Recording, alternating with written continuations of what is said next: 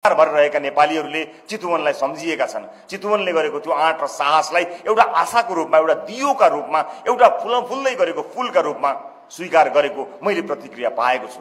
म त्यसका लागि संसारभरका नेपालीहरूलाई यहीँबाट धन्यवाद ज्ञापन गर्न चाहन्छु। हाम्रो चितवनलाई तपाईले दिनुभएको माया, हाम्रो चितवनलाई तपाईले देखाउनु भएको सौहार्दता र चितवनले देखाएको त्यो आशालाई यहाँहरूले एउटा आशा र भरोसाका रूपमा जसरी लिनुभएको छ, त्यसका लागि म आज आफ्नो तेस्रो सार्वजनिक सुनवाई मार्फत देशभरि र संसारभर रहेका नेपाली दाजुभाइ दिदीबहिनीहरूलाई सम्पूर्ण चितवनवासीका तर्फबाट धेरै धेरै धन्यवाद ज्ञापन गर्न चाहन्छु।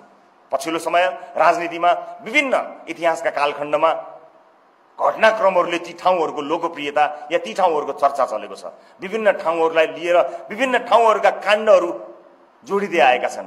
त्यो राजनीतिमा कस्तो रूपले जोगिएका छन्, तिनको सान्दर्भिकता, तिनको ऐतिहासिक महत्त्व म आज व्याख्या गर्न गइरहेको छैन। तर नेपालको इतिहासमा चितवनले आफ्नो एउटा बेग्लै ऐतिहासिक नाम दर्ज गरेको छ भन्दा मलाई गर्व लागेको छ।